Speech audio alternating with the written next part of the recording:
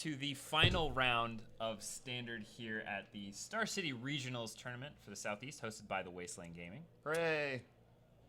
Back in our commentator booth, we have myself, Nathan Satterfield, joined by... And Jeff Stouter. So we have Taylor Chamlee. We had her earlier as one of our backup feature matches. She's playing a pretty sweet Abzan Constellation deck, and her opponent is Sloan, who's playing a blue-black Thopter Spy Network deck. If you've listened to any of the past streams, you know that I love this type of deck. I think Thopter Spy Network is one of the most exciting cards printed in Magic Origins altogether. Yeah, it's a sweet one. When it first got printed, I wasn't sure what kind of deck it would go in, but I knew that I would like that deck regardless. Whenever it found a home, I would be like, yeah, that's sweet. And actually, I was in the booth when we switched over to Taylor's backup feature match that we had, and her deck is also a spicy one. She was playing Abzan Constellation with Sigil of the Empty Throne and Starfield of Nyx and all kinds of real cool stuff. So Steven is mulligan to 6 and he kept his hand. Scry stays on top. Alright, just players developing their mana bases.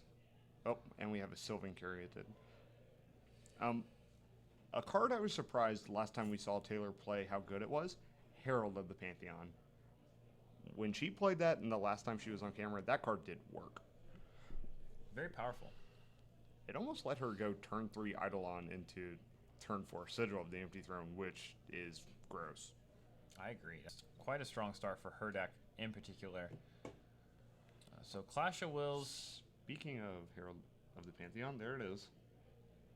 Oh, here's an Artificer's Epiphany. No artifacts, so he will have to discard. Yep, just digging for gas. Indeed. So it looks like the Sylvan Caryatid was met with a Clash of Wills. Looks like Steven's going to discard an island. And a Dismal Backwater will put him up to 21.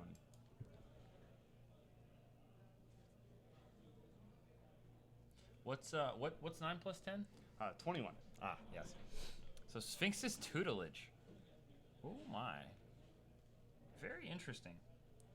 Yeah, I've been hearing a bunch of people talk about the Sphinx's Tutelage as just a win condition in any blue control deck, not necessarily just the fog deck. It feels a lot like playing Ashiok in your deck, except that it can't get attacked by those pesky creatures. Yeah, who needs them, who wants them? Yeah.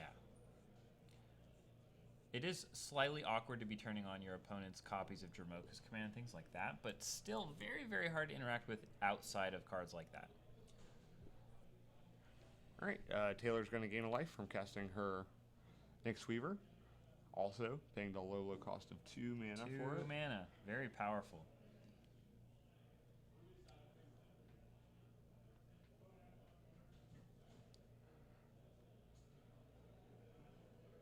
Looks like she's going to crack a fetch land here. Grab herself a forest. Let's see if she has another play. The shields are down here. Now would be a good time to start developing the board. Although, you must be careful because Languish is always lurking in the shadows. We know that Steven is playing 2 copies in his main deck. And no more on the board. So only opting for 2. Ooh, and a Pharika from Taylor. That's exactly the type. That's the type of card that you want to play here. That's a good one. Yeah, not going to die to Languish. Not going to die to much, in fact. No, not from Steven's main deck. Actually, unless he is playing an Ugin, I don't know that he can kill it. Interestingly enough, this Sphinx's Tutelage is going to fuel this Nyx Weaver and give it plenty of targets. Yeah, a lot of things to regrowth. I wonder how many times Steven has helped his opponents delve a spell today. It also gives her fuel. For Pharika. Yeah, fuel for Pharika. This Tutelage is not at its best here, unfortunately. Another big difference between Ashiok and Tutelage.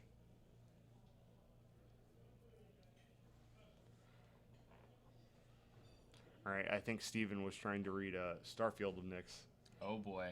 Yeah, that's one that I wouldn't be surprised if several people over the course of the day have had to read. Yeah, we may have a judge call here incoming.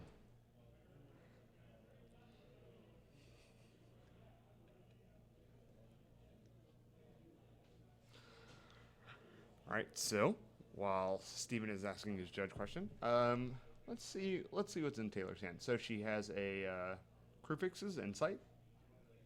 3 mana, go 6 cards deep, choose up to 3 enchantments, put them into your hand.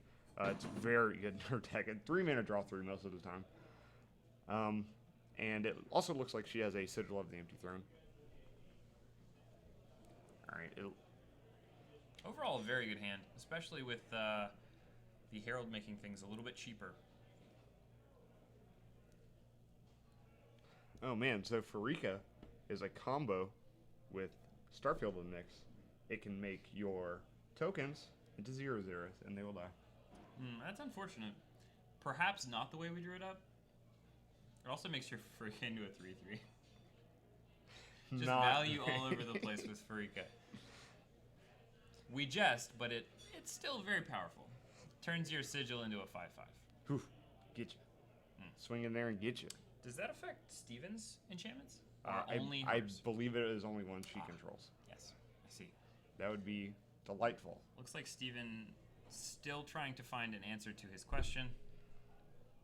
He is back. Luckily for him, we have many judges standing very close to the feature match.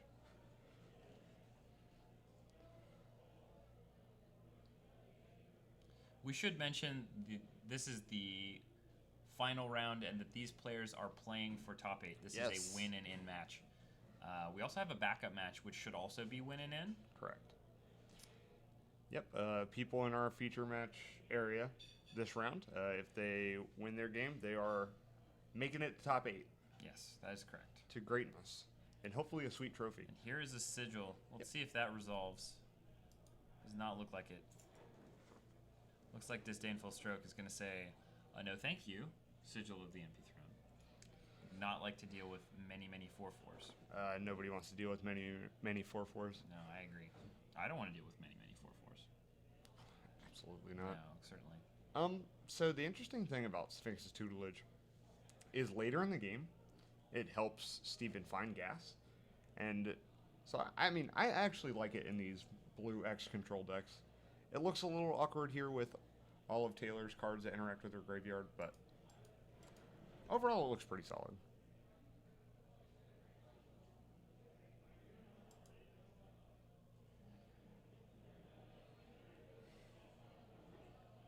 Scry going to the bottom off the Temple of Silence trigger.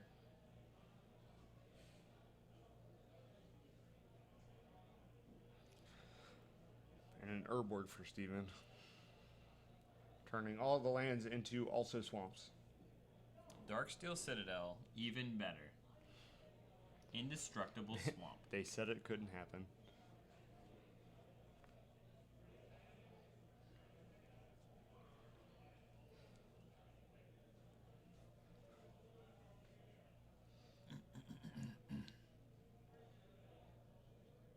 Just going to take a look at our options here. Maybe decide to cash in this Nyx Weaver sometime soon. Plenty of good targets.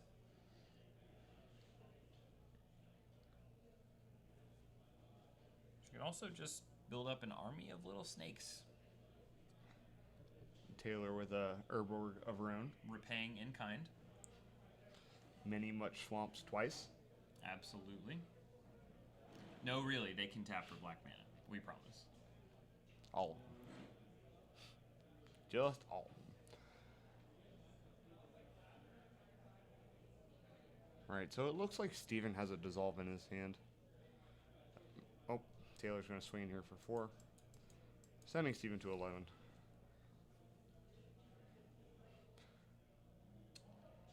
I like the attack first here. Just go ahead and get your damage in.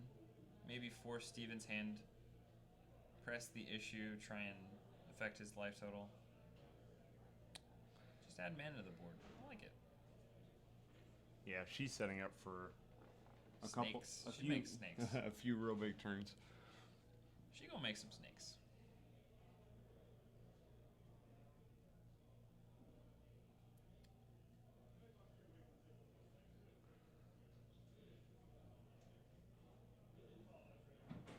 Oh boy, we've got another judge call here. Nope. Yeah, it's been a long day here at Star City Regionals, so a lot of our players are tired. It's also incredibly hot outside and inside. To be fair, there's a lot of people in this room. Indeed. So, look like we got that cleared up.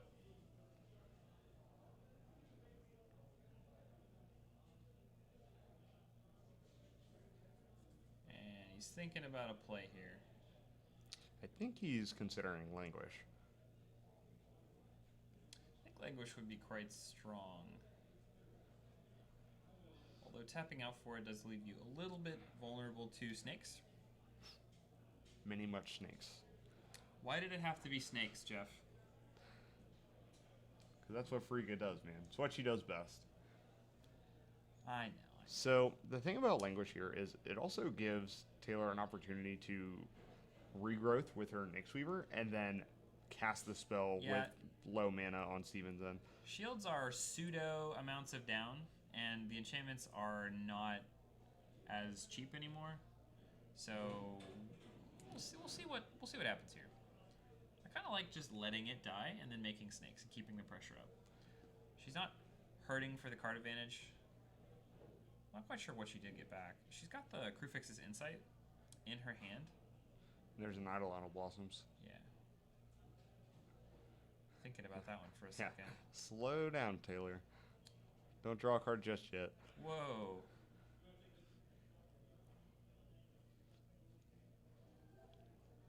Looks like it probably gonna resolve here. Yeah. Turn shift back over to Steven. Oh yeah, this Eidolon of Blossoms Farika engine is very, very strong. Very good against what Steven's trying to do. Looks like he's going to respond to the trigger. Doesn't want Taylor to be able to draw a bunch of cards. She's going to take care of that right now. But we will get a snake.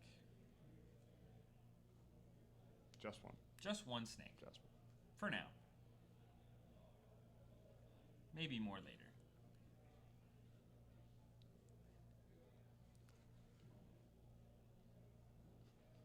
See if she fires off this Crewfix's Insight here. Steven's down to, I believe, just one card. She's got a Courser as well. I actually like this play quite a bit.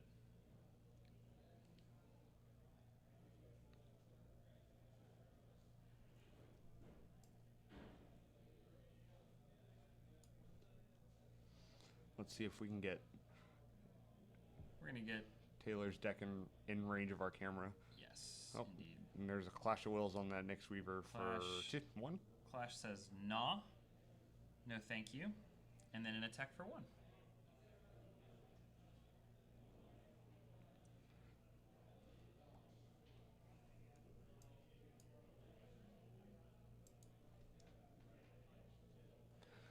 We have life totals at Oh, there Taylor. we go. Oh. Now it's back on screen. Yep. Let's see what's on top. Looks like a Plains. Awesome. Thank you, Taylor.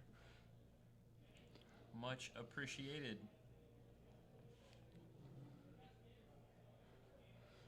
Steven takes a draw, passes it back. So Ooh, that's a Doomwig Giant. that is a Doom. Not particularly spicy in this matchup, It's a big old dude, though. but it is a big old man. Very serviceable. So I'm not sure I really like Steven's spot here. He looks like he is going to be felled by an army of snakes shortly. He needs a dig or a Thopter Spy Network. He needs something to help him get out of this very quickly. There's a lot of snakes coming in if Taylor decides to go that route, and if she decides to use the cards in her hand, that may end up being better. Yeah, I mean that's just gonna. Here's Crewfix's Insight. This is gonna draw probably 3 cards if we're realistic. The way she built her deck, she's gonna draw at least 2. Oh, Steven trying to see if he has the possibility of decking his opponent out this game. Yes, indeed. We're not that close yet. Oh, looks like we are going to see Oh, another loot. Clash of Wills? Or no? Nope. A loot on Sphinx's tutelage. Interesting. Oh, yep, he has to discard a card. Mm-hmm. Once again, slow down, Taylor.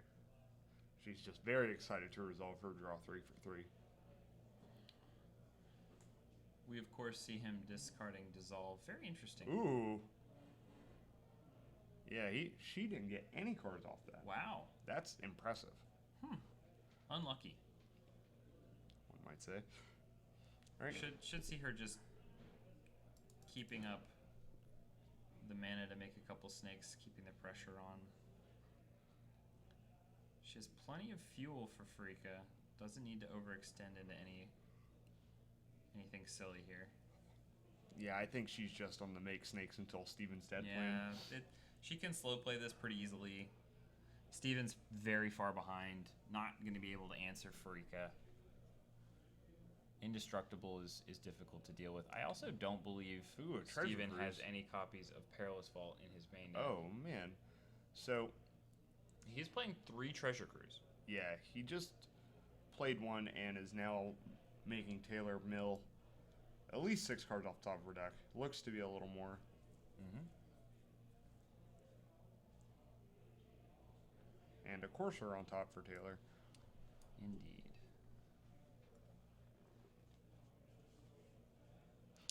Getting a quick library count.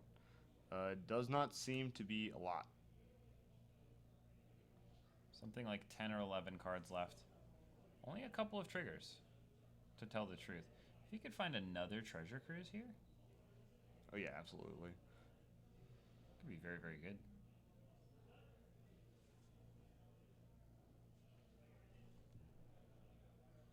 Ten cards left.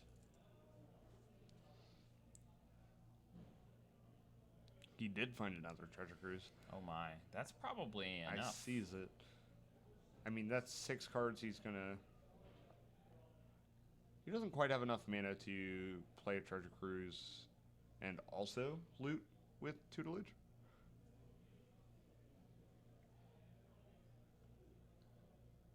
And here's the second copy of Treasure Cruise.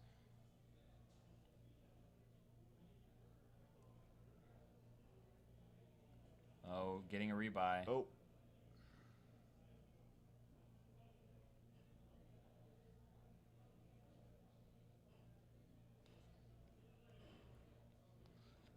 I think she's down to 2 cards left. Well, The shields are down. I don't know if Taylor has what she needs no, I also don't. She can left make at her disposal to win this game. She can make 2 snakes. See, okay, here it is. So if she can get Farika Active. to become a creature, Yeah, she can win. that's lethal. She needs 3 more devotion to either green or black. And I believe she has a Herald of the Pantheon on top of her deck. So that is 1 more. So Yeah, that'll be 5 total. It's a Satyr. So Satyr Wayfinder is 1. She needs 2 more. Same thing, basically. They cost the same. It would be nicer if it were a Herald. Oh, it's because- a Sylvan Carries in. Yes. It would be nicer if it were the other one because that makes the enchantments cost less. But I think she's got enough mana at her disposal anyway.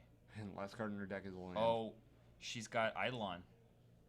She got 1 card left with Eidolon and Sylvan Caryatid to turn it on. Oh, or maybe the game's over.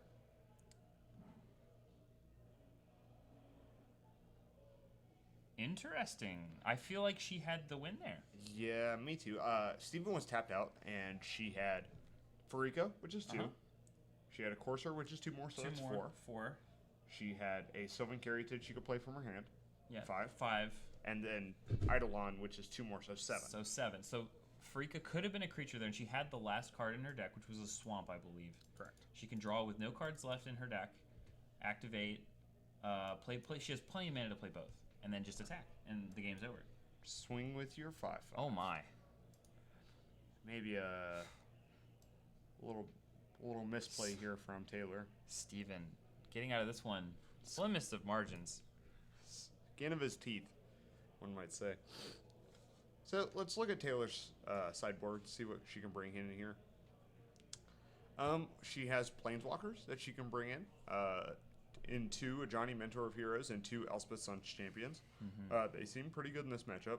She also has a Gaia's Revenge, which we have not seen on camera yet, but many people have been packing it in their sideboards just for this matchup. We mentioned it specifically for the last round. If the Abzan aggro deck had one of those, I think he may have been able to pull out game 2 against the blue-black control deck. That's the type of thing that you want against these blue-black control decks. They don't have much that they can do. Doesn't die to Languish. You can't target it. No. You got Perilous Vault or Ugin or Bust. And it trades with Ugin straight up. Yeah, I was about to say. Yeah. Well, in any case, I think she'll probably be taking out the Doomwake Giants. Those seem very lackluster for their mana cost in this matchup. Seem a little below average. Yeah, maybe cutting a couple copies of Sylvan Carrington or something. Sure. I don't Just mind more that. business, all business, Yeah, all the time. I like siding out the mana guys in matchups like this because they tend to be just innocent victims of the blue control deck's rats effect. Like they're just casualties. Yeah, perhaps not all, but some. At least some. Sure, absolutely. Okay, so for Steven, in the sideboard, he has one Hero's Downfall, one extra copy of that. That's the 4th. A Silumgar's Command, very interesting. 3 copies of Self-Inflicted Wounds. 3 Thoughtseize, 2 Bile Blight, 2 Negates, 1 Disdainful Stroke, and 2 Encase in Ice. So, a bevy of interesting options here. I think I would want to move up to the 4th Hero's Downfall in anticipation of Planeswalkers coming in. Any experienced mage knows that that's the type of card that people like to combat you with when you play blue-black. Self-Inflicted Wound seems okay. Encase in Ice also seems pretty good. Encase in Ice seems reasonable. There is not too many of Taylor's creatures that are not green. That is true. So I really don't like Thoughtseize in this matchup. Given that she has like Nyx Weaver and Krufix's Insight, cards like that, you can really get ahead in card advantage and recoup lost cards that go to the graveyard. I was about to say also Eidolon of Blossoms. Like if he Thoughtseizes you, and you have Eidolon, Krufix's Insight, and I don't know, like a Farika or some actual threat. Do you take the threat, or do you take one of the 2 cards that are going to find her more threats? Like, there's no... Like, Thoughtseize just seems pretty medium here. I agree. I do like the Disdainful Stroke, though. That's the type of card that you can get ahead on tempo with. Which is what I feel Steven needs to do in this matchup. I agree. Cards that are lackluster for him. He's got 1 copy main deck of Silumgar's Command. It seems okay here. Aether Spouts also does not seem at its best. You don't want her getting all those Constellation triggers back. Yeah, bouncing enchantments back. You have an Eidolon of Blossoms, just does not seem where you want to be. For sure. I like all of the draw engines that he has in this deck. He's drawing lots of cards. 3 Treasure Cruise, 4 Artificer's Epiphanies, Thopter Spy Network as well. I think this deck is well positioned. One card that we have not seen from him that could be very good in this matchup is Hangerback Walker. And I just completely glanced over that. He's actually playing creatures. Unlike the deck that we saw last round. Correct. Who had none of that. This one has the Thopter package, and Hangerback Walker, we saw that card do a lot of work earlier for one Adrian Throop playing the Naya Tokens deck. So should be interesting to see what happens here in our game 2. Watching the players shuffle up, about to draw their opening hands.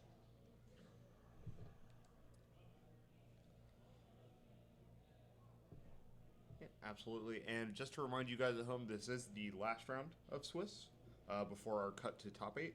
And the winner of this match and also our backup feature match will make it into top 8.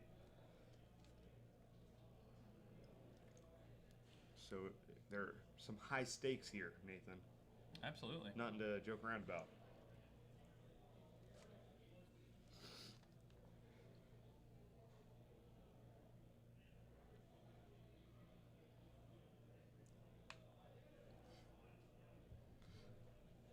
And I also want to take this opportunity to thank everybody for watching. You guys have been great. I hope we have too.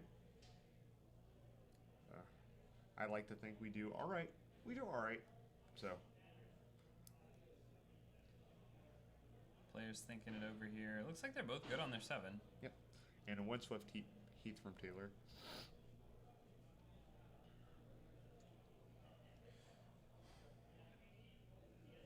He's going to scry it right to the middle of the table. Just keep it right there. For a snack. Looks like he's keeping it on top. And Taylor going to crack or fetch land.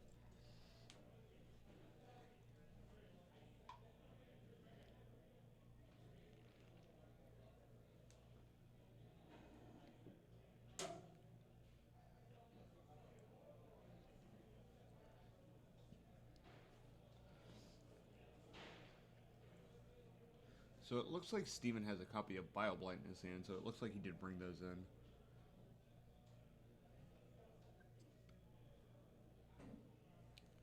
He has 1 main deck. He's got 2 extras in the sideboard. I think that card's good. It's very efficient for its cost. Kills most of the things that Taylor is going to be deploying. Yeah, Perfect answer to this card, pretty in particular. I think we are going to see that. Yeah. Doesn't want her to untap and get the mana efficiency, cost reduction. There's a Caryatid for the turn. It's like a pretty reasonable Looks like Taylor's play. gonna play it. There's Llanowar Waste. A copy of Clash of Wills for Steven.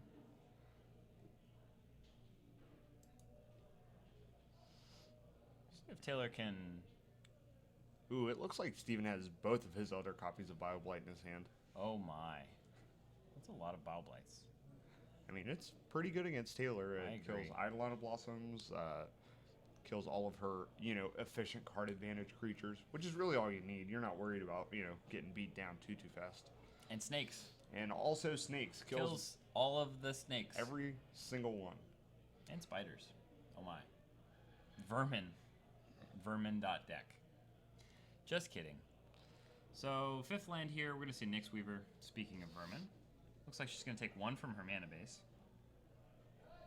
Down to 18. Another copy of BioBlight going to take care of that before it can fuel the graveyard or return a spell to her hand.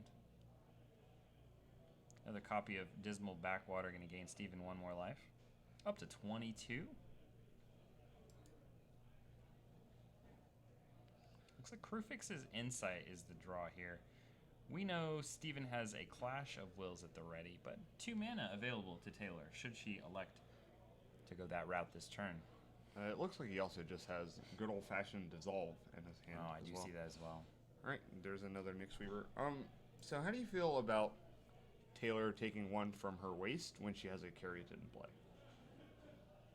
I think it's probably not the best play, but I don't know that Steven is threatening the life total too much. Oh, no.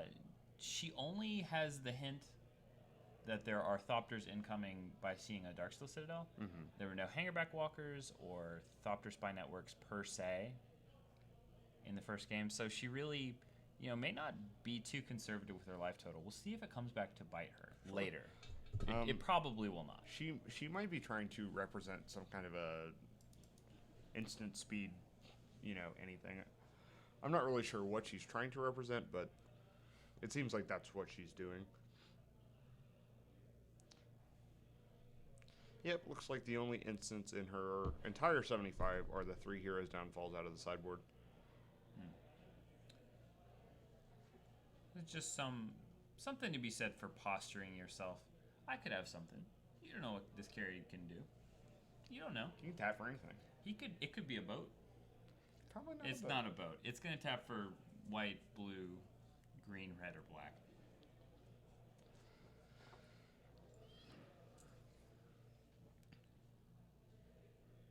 All right, it looks like Taylor has... There's an attack from the Nyx Weaver. Just getting in there, man. Just doing work. Sand Step Citadel. And a play tapped. I love these enemy shard tri-lands. I think they make the mana bases in Standard much more interesting. Oh, absolutely. You can play just about anything you want in standard. I mean, there's, 5-color rally decks. Also, between these and Mana Confluence, you could just. It doesn't even matter. You just play whatever you want. As someone of my deck building style, I just want to jam a bunch of them in the same deck and then just play some crazy 5-color control contraption. The problem is that they're mono red decks with lots of good burn spells in the format, and you just can't reliably beat that deck. So unfortunately, we stick to 3 and 2-color decks. Speaking of good burn spells, actually, Zach from our feature match, I believe 3 rounds ago, he is still undefeated in the Swiss. He has gone the entire tournament exo. He is burning through this tournament. No pun intended. Playing 4 copies of Exquisite Firecraft in his Jeskai burn list. And Jeskai Charm and Stoke, just a lot of cards that say 4 on them, and you add them all up, and your opponent's dead. Yeah. I think he did the math in total, and all of his burn spells add up to about 58 points of damage. Oh, so just in case. Just in case. You have to kill your opponent for this game and the next one, and most of the game after that. Most of the third game, yeah. So here's a Crew Fix's insight. We see a fetch and response. Let's see what Steven thinks about it. Gonna Wild Blight the Nyx Weaver in response. Interesting. Sure, no, I like that. He's making it so when he counters this Crew Fix's insight, he can't, or she cannot sack the Nyx Weaver to get it back. I like this play. It's good sequencing here from Steven. Gonna get to scry as well. Yeah, even though he didn't see her draw any cards off of it last game, he has seen the kind of deck she's playing, and most of her deck since it was in her graveyard by the end of last game. So he knows she has the potential to draw a whole bunch of cards. A good healthy fear of the card. We'll see what he deploys here on his turn. Looks like he has a Treasure Cruise in his hand. Yeah, I did see that as well. Ye Olde Ancestral Recall. Sorcery speed.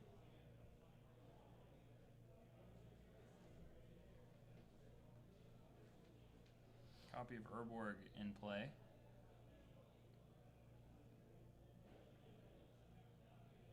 Darksteel Citadel thanks you.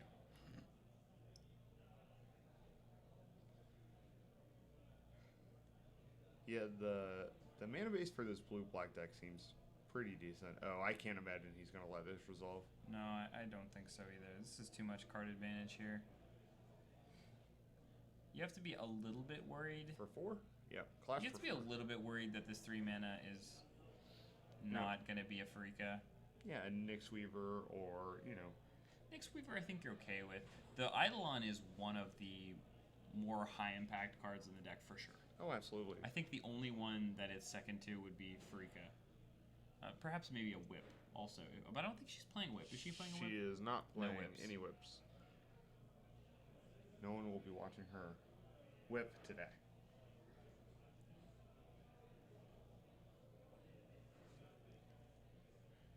And a Treasure Cruise from Steven. Drawn whole new fistful of cards. Looks like he drew a negate there. This game becoming more and more wrapped up as we go along. Steven having well and perfect answers for all of Taylor's threats. Here comes a Courser of Crewfix. Yep, and he gives it the thumbs up, does resolve, and a Herald of the Pantheon on top. Some say Herald, comma, of the Pantheon. Ah, yes. There's the Sphinx's Tutelage, the main win condition from game 1. We found a win condition, boys. Yes, indeedy. Ooh, and a Starfield on top of Taylor's deck. Very interesting. Well, unless you can draw it this turn, it is not going to be there later. But That is certainly true.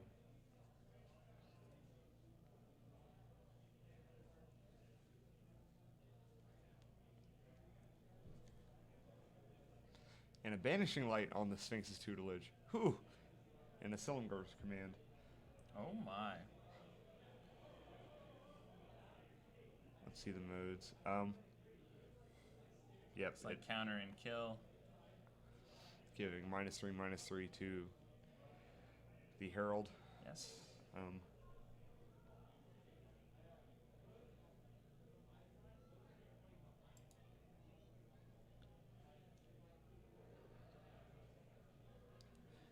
Taylor did gain a life off of that, though. Herald triggers on cast, not resolution, so.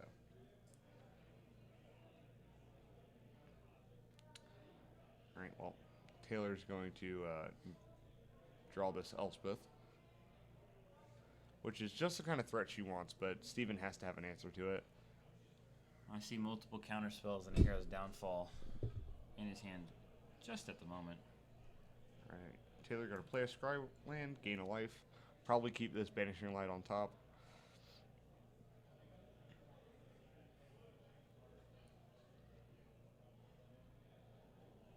Here's an attack for 2.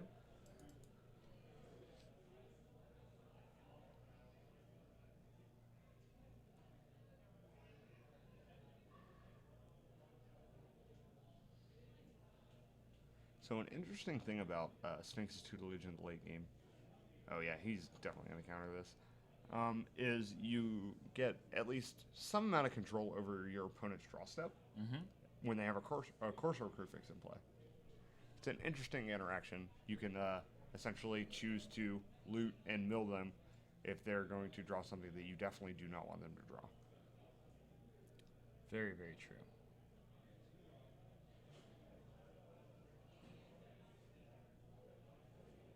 Once again, Banishing Light up on top. Gonna go ahead and mill a couple more cards. Sandstep Citadel left on top. Yeah, Steven's totally okay with letting her draw that for the turn. Steven looks like he's Gotta feel like he's in a great spot here. tightening up the old sleeper hold.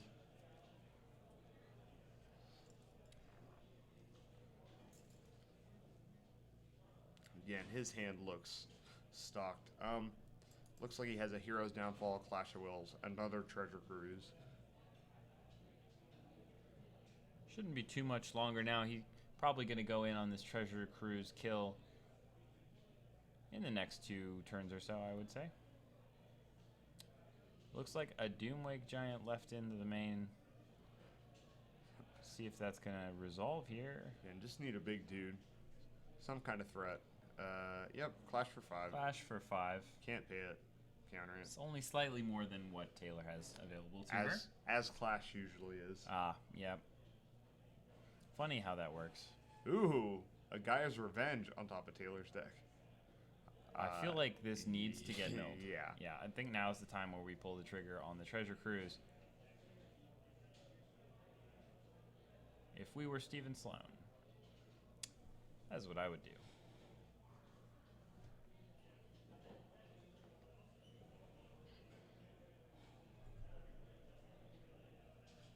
Here is that Treasure Cruise. We're going to see 3 different triggers.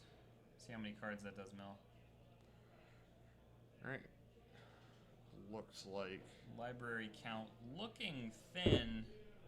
Yeah, looks like he got 1 extra cycle on that from, I believe she went Gaia's Revenge into Farika on the first flip, which are her 2 best threats in the matchup. And Ooh, an Evolving Wilds. Very interesting.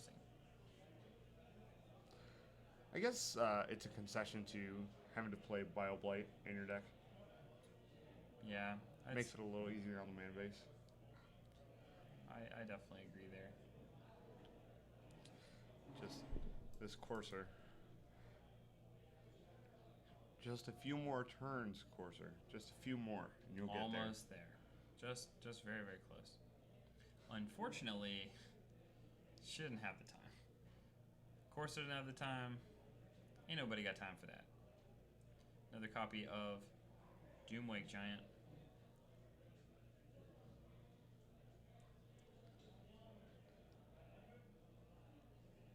Looks like there's 11 cards in Taylor's library. Yeah, so about 6 triggers should do it.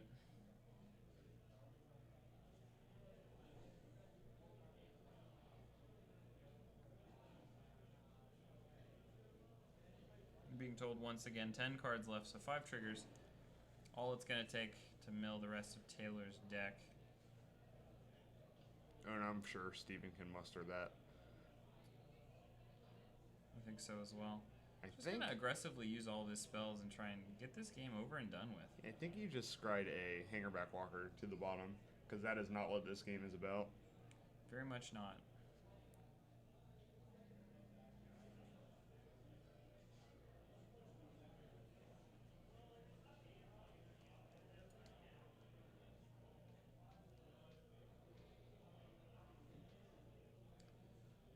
Temple of Silence, the draw for Taylor.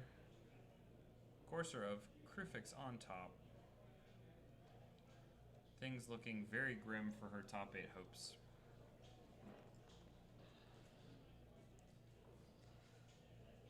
Yes, Steven is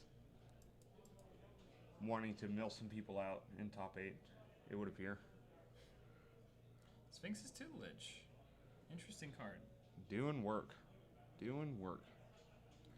Why? This is reminiscent of watching the old blue-black control decks with Brownyard. Just Nefalia's very, Brownyard, very yeah. similar.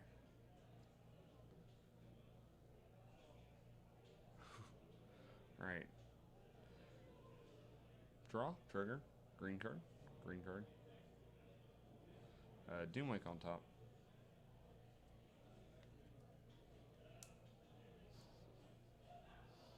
Those are also going to get milled. One card left, and is the Sigil of the Empty Throne. Artificer's Epiphany. And that's going to do it. Stephen Sloan takes our match 2-0 and locks up his spot in our top 8. Congratulations, Stephen. Congratulations to Stephen Sloan. Silumgar's Command and Battle Blight, looking like cards that he sided in.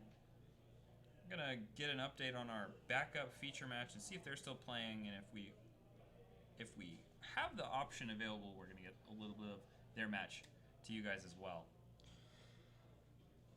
All right, so how do you feel about our top 8 so far, Nathan? So we know we have Jeskai Burn. That's correct. We have this blue-black Thopter Sphinx Tutelage deck. Yep. We have Talon from, I believe, round 2 or 3. Not sure. It's been a long day.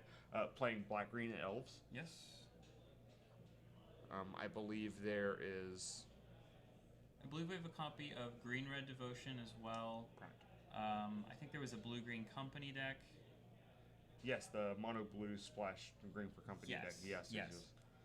The Thassa Master of Waves, that type of business.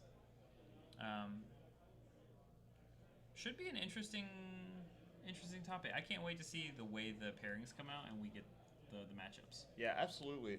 So what deck are you rooting for? Who do you want to win?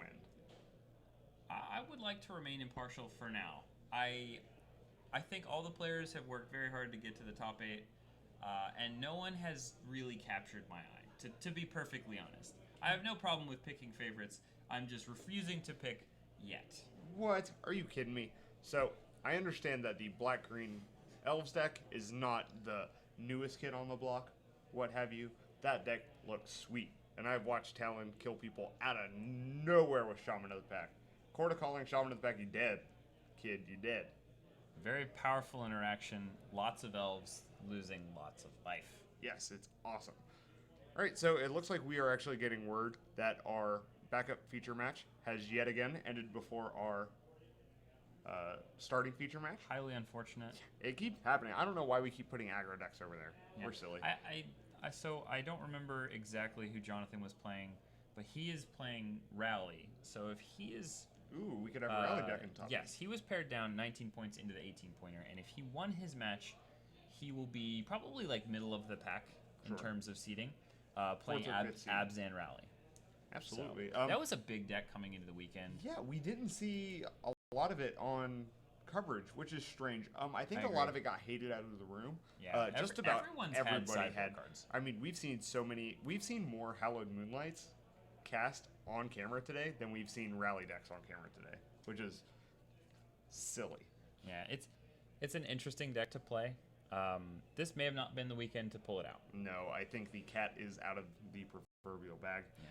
And everyone knows. And Tormod's Crypt is still in the format, so it's very easy to hate on. So, but for Jeff Stouter and Nathan Satterfield, that was the end of round 9 of Star City Regionals, brought to you by Wasteland Gaming. And after a short intermission to get top 8 set up, we will have our first quarterfinal match for you guys. Absolutely. So stay tuned, keep watching. It's gonna be great. It's gonna be great.